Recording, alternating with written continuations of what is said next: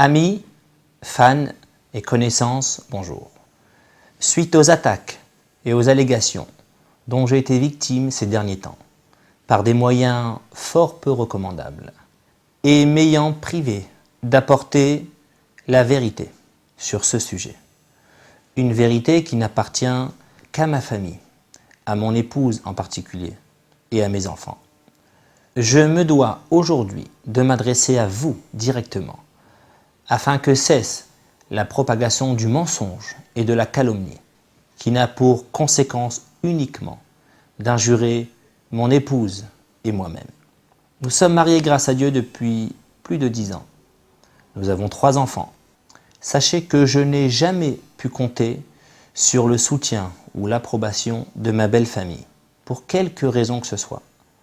Ma carrière, ma notoriété est pour eux une source de frustration et d'allergie.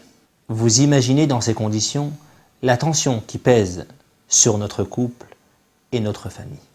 Malheureusement, comme dans beaucoup de couples, et vivant souvent loin du foyer pour des raisons professionnelles, nous avons passé avec mon épouse des moments difficiles que nous avons toujours réussi à surmonter. Et nous continuons ensemble à œuvrer afin de vivre en harmonie durant toute notre vie. Je déplore que ma belle famille n'ait pas suivi ce choix. Elle s'obstine à vouloir nous séparer pour le bien supposé de leur fille, qui elle refuse de se joindre à leur projet. En juillet 2009, nous avons traversé un moment critique dans notre couple. Et mon beau-frère, qui vit à New York, n'ayant pas trop d'occupation dans sa vie, a décidé de prendre les choses en main. Sa méthode n'est pas des plus tendres. Il a exercé une pression psychologique énorme sur mon épouse, afin qu'elle puisse faire une déposition à la police contre moi. La faiblesse du moment et la naïveté de mon épouse, manipulée par son frère afin qu'elle puisse raconter des faits inventés et d'autres exagérés. Suite à cela, j'ai dû évidemment m'expliquer auprès des enquêteurs de la police. L'enquête sur cette affaire a été classée comme affaire classée sans suite.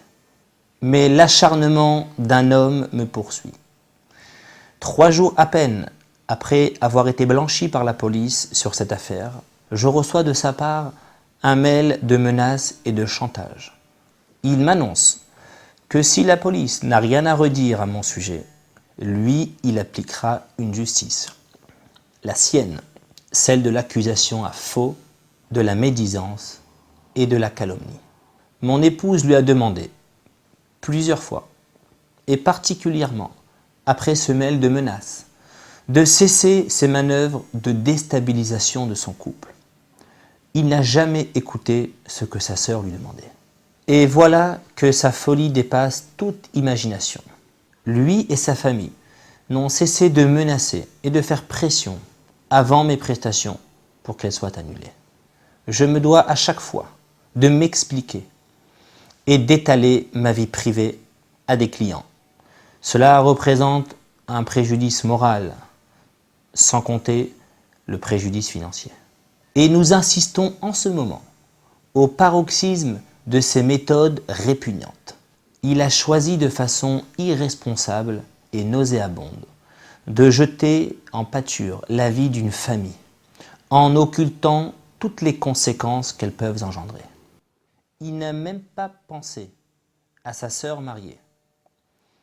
Il n'a même pas pensé à ses sœurs pas encore mariées, ni à son neveu, ni à ses nièces. Il n'a même pas pensé au nom de sa famille. Lui, isolé à New York, il a décidé de s'allier de loin et de vivre sa vie de son côté.